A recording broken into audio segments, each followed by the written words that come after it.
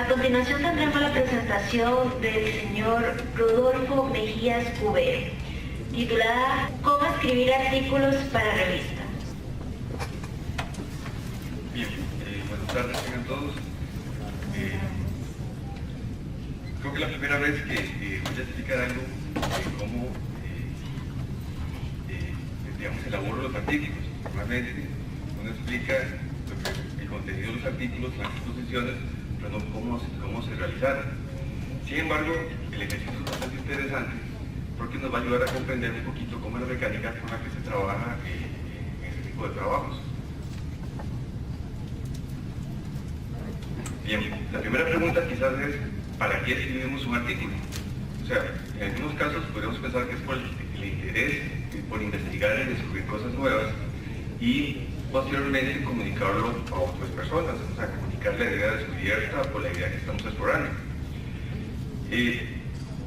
Por lo que normalmente dentro del área académica se escoge esta metodología para poderlo pues, hacer llegar el descubrimiento a un mayor número de personas.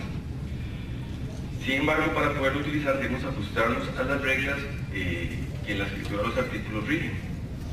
De lo contrario, esas reflexiones que hagamos o esa investigación va a ser simplemente un cúmulo de reflexiones sin estructura ni forma, tal vez apropiadas para pues, ponerlas en Facebook o algún blog ahí que no tenga ningún fundamento estructurado de investigación científica. Puede ser interesante, pero probablemente pues, no sea un artículo. Quizás lo principal, antes de sentarnos a escribir, pues, es aprender a leer, ¿verdad? Cultivar el hábito de la lectura para primero leer artículos para saber cómo son, porque el artículo no se construye, digamos, por iluminación divina ni por cosas que pasan. O sea, cualquier proceso creativo, ya sean artes plásticas, musical, etcétera, implica una formación previa para poder llegar a un resultado. Voy a poner ese caso de un artista plástico. Un artista plástico, por ejemplo, no es que se sienta y ya plasma así de buenas primeras su obra creativa, sino que pasa por un proceso, hay una conceptualización previa, hay un montón de bocetos, ideas, esquemas, y al final el producto que comunica al público es el resultado de toda esa síntesis que realizó, o sea, es un producto final. Quizás de 100 dibujos y croquis llega a generar, en su caso, unas 10 obras precisas y concretas de todo ese proceso. O sea, entonces no es una genialidad que ocurre así por inspiración casual. Luego es conveniente tener uno o varios temas de interés. O sea, digamos que como investigadores no es que nos enfocamos solamente en un área específica del conocimiento, sino que a veces podemos tener diferentes afinidades. Por ejemplo, en mi caso particular, hay dos áreas que me interesan mucho, que es la parte de la plástica, de la expresión gráfica, y la parte de la imagen urbana dentro del urbanismo. Igual habrá muchísimos temas, pero digamos que son los temas que más me han motivado, porque a veces encuentro como que hay puntos de relación y de vínculo. Entonces, como estamos metidos en ese rollo de los temas que nos interesan, que somos afines, normalmente andamos recopilando información sobre eso, andamos buscando ideas, material, y vamos empezando a generar, digamos, como un acervo bibliográfico, un acervo de imágenes, un acervo de conocimiento, que vamos después posteriormente a clasificar y ordenar según los intereses de la investigación que queramos realizar. Entonces, leer, capturar y documentar la información, y algo muy importante de todo ese tipo de cosas es referir a la fuente. Conocer la estructura y forma de la redacción de un artículo, de qué sirve un artículo si nadie lo lee, por ejemplo, y sobre todo en dónde publicar. O sea, puede ser en revistas indexadas, impresas, electrónicas, en fin. Y el artículo no debe tener un tema, o sea, debe tener un tema pertinente para el área de investigación que nos interesa. Eso es muy importante porque podríamos escribir sobre temas muy triviales, o sea, que tal vez no tengan ninguna pertinencia. Y sobre todo, ante todo, ¿verdad?, ser original. O sea, el artículo debe ser, el tema que se investigue debe ser, digamos, debe ser nuevo en el sentido de que puede ser un tema ya conocido, pero visto con otro enfoque, o sea, visto con otros ojos. Algo importante dentro de todo esto es el tema del plagio, o sea, copiar o sustanciar obras ajenas y dándolas como propias. Digamos que hay errores comunes, digamos, en los escritores noveles que conducen o inducen al plagio. Por ejemplo, citas bibliográficas mal empleadas, elección de fuentes poco originales o confiables, inexactas y hasta descontextualizadas. Normalmente cuando a uno le llega un artículo para revisión, se notan cosas, por ejemplo, cambios bruscos en el estilo de redacción. Entonces está hablando de una persona, esto pasa en otra. Hay cosas que evidencian que han sido párrafos copiados de otros y que no han sido referidos correctamente. Por ejemplo, se toma un texto del artículo, por ejemplo, que llega a revisión y se mete en internet y a veces sale el verdadero autor de ese texto literal, copiado, bajado y pegado. El plagio tiene una consecuencia bastante seria, pues conduce a la pérdida de credibilidad y el exilio académico.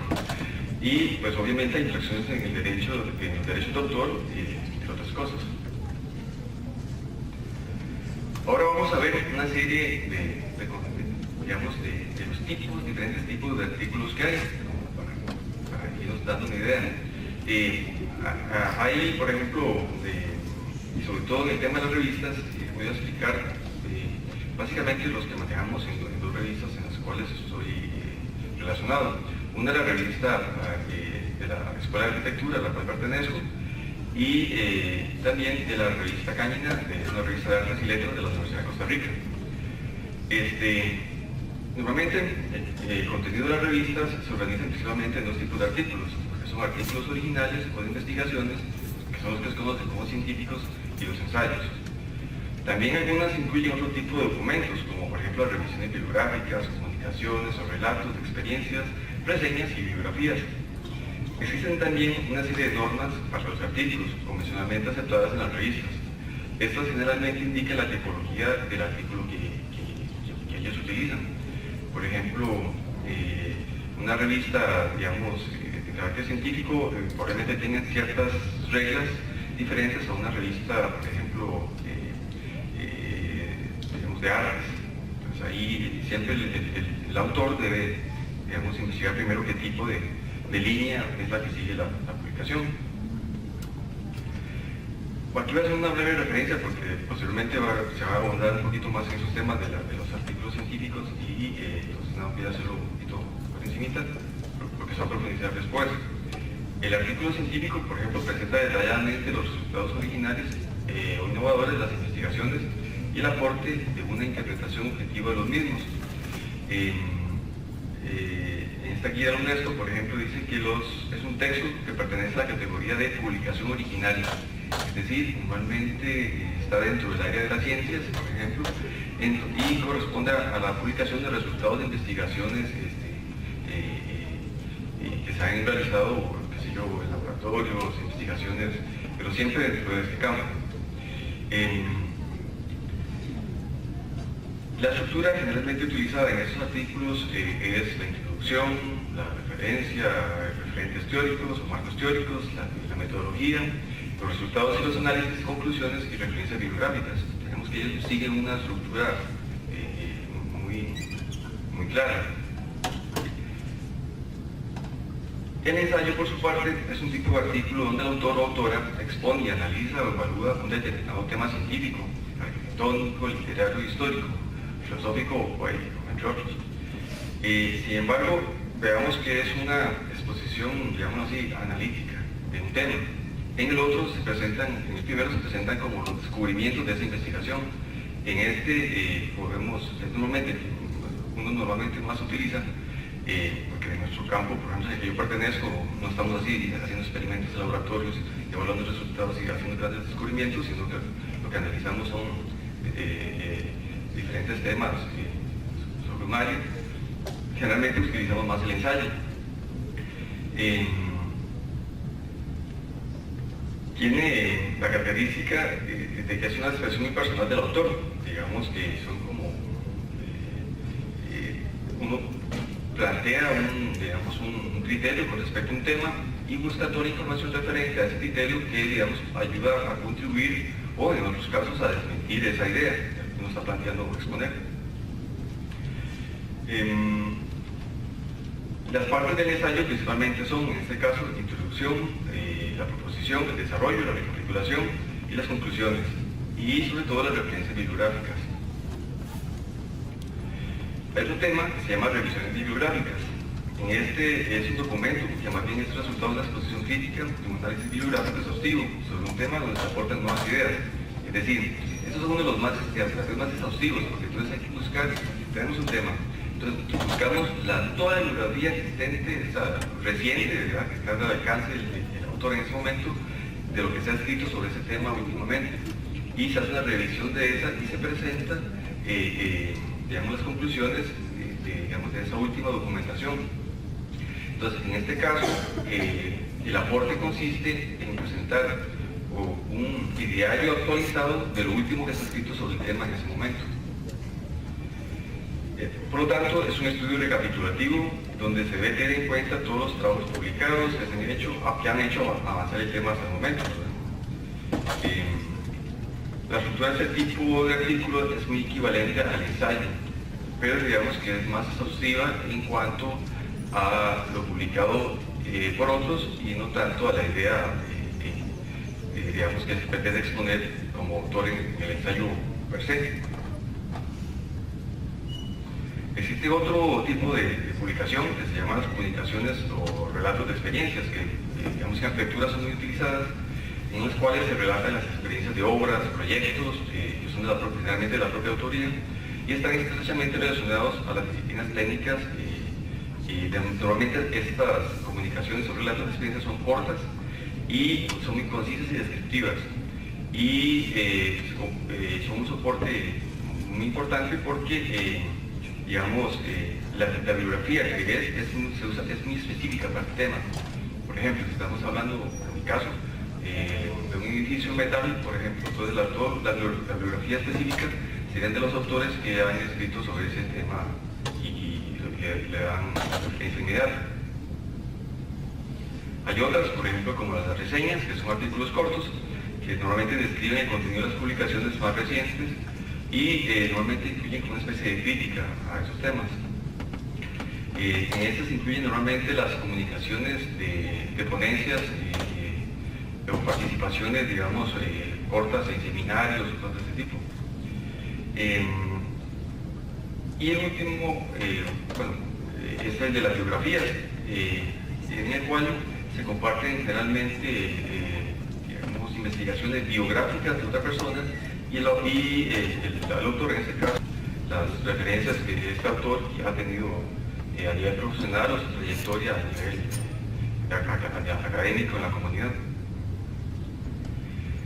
Luego, ahora vamos a ver, por ejemplo, lo que son los procedimientos usuales para el envío de artículos a las editoriales de las revistas. Normalmente, lo usual, ¿verdad?, es presentar una solicitud escrita a las editoriales de las revistas, donde, y así el autor, por ejemplo, en este caso, le envían, por ejemplo, todo el formulario de todos los requisitos que ellos piden para poder cumplir con los requerimientos de la publicación.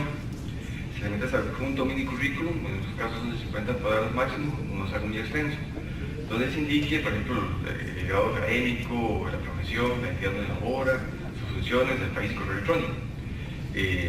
Eso en algunas revistas, por ejemplo, son muy estrictos con respecto al material que reciben. O sea, no, por ejemplo, a veces se cuida un poquillo, por ejemplo, con la trayectoria académica que pretende publicar en las revistas. Una nota también de compromiso donde se manifiesta que se conoce y acepta la política editorial de la revista y donde el autor, digamos que es consciente de todos los derechos de reproducción y distribución del artículo a nivel ya de propiedad intelectual. Normalmente, lo que principalmente se solicita es que los artículos sean material inédito, original y que nunca haya sido publicado en otra revista. Normalmente un artículo en su estructura básica debe tener los siguientes componentes. El título, ¿verdad?, que normalmente viene en español e inglés, debe ser adecuado al tema y no exceder de 15 palabras. Los subtítulos, los datos del autor o autores, en este caso, digamos, por ejemplo, la afiliación a donde trabajan, la dirección para contacto, correos electrónicos. Y normalmente, por ejemplo, si hay un director digamos, de la investigación, ese va a detener, van todos los demás colaboradores de la investigación. Viene acompañado de un resumen que se le conoce como abstract, va adaptado en inglés y en español. Y normalmente lo que aparece en los buscadores, es como la síntesis de la investigación, entonces ayuda mucho porque es normalmente cuando se están buscando, se leen los abstracts, los resúmenes de las publicaciones y uno hace una evaluación previa de su utilidad práctica para la investigación que está realizando. Las palabras claves, que son las que ayudan en los buscadores, por ejemplo, pues ya la compañera anterior ya se explicó un poquito más de eso. Luego los textos. El cuerpo de trabajo normalmente tiene una extensión aproximada entre 12, 15 o 20 folios, depende también de la revista o los planteamientos que se propongan. El interlineado, la separación, es el que ellos indiquen. Normalmente a veces es a doble espacio, dependiendo del tipo de publicación, o si no, ellos la hacen a espacio sencillo, dependiendo si está acomodado en 2 columnas o en una columna, depende del tipo de revista. Ellos también indican el tipo de letra y el tipo de gramación del texto que se desea. Luego las citas y notas también, generalmente son breves, están incluidas en el texto y se encierran entre comillas. Sin embargo, para esto, vamos a ver, existen una serie de normas para este tipo de publicaciones. Las más usadas son las normas APA, que son las que más se utilizan en el área más comunes. Hay otro tipo de normas que aplican para otro tipo de investigaciones, pero esas son las que con mayor frecuencia se utilizan. Y todo lo que tiene que ver con abreviaturas y siglas de las investigaciones, ¿no? Un aspecto quizás que es muy importante que consideremos respecto al tema de los artículos es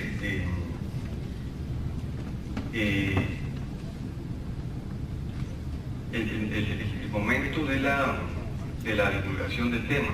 Digamos que cuando ya se ha sido aceptado por la revista, el artículo ya está publicado y todo eso, si la revista, por ejemplo, es indexada, tiene, llamémoslo así, para explicarlo en términos más sencillos, una especie de repetidoras que se encargan de divulgar y de hacer que ese artículo que ustedes publicaron llegue a un mayor número de personas.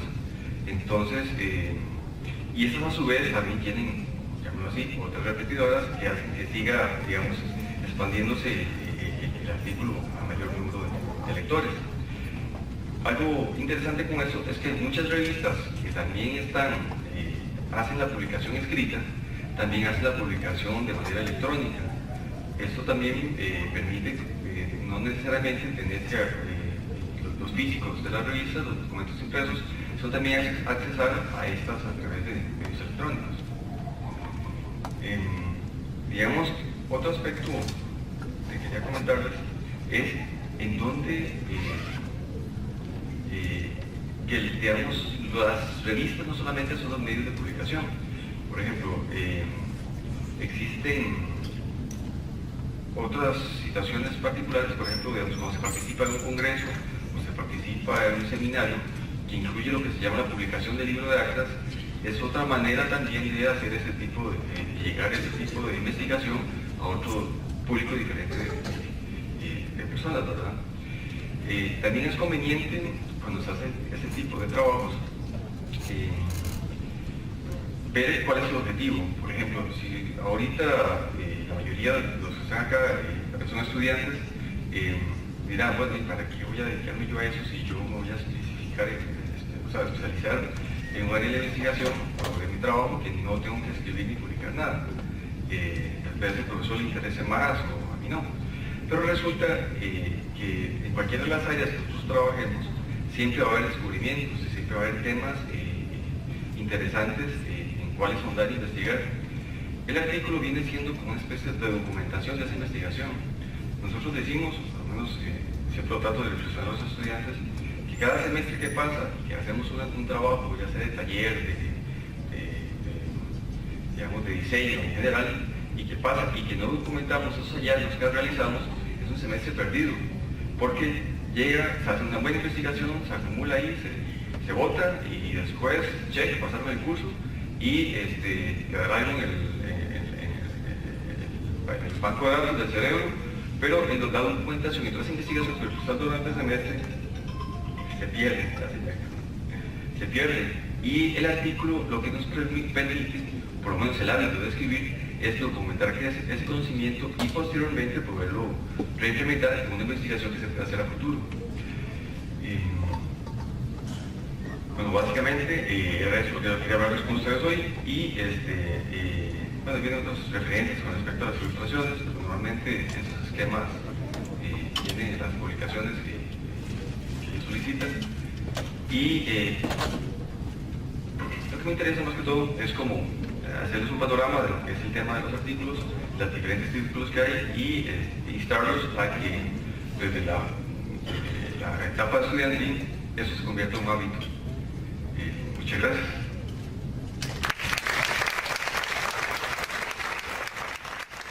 Bueno, solicitamos al señor Marvin Torres, director del área de investigación de la sede central, hacer entrega del título al señor Rodolfo. Un agradecimiento al maestro Rodolfo Mejía Cubero por su excelente exposición.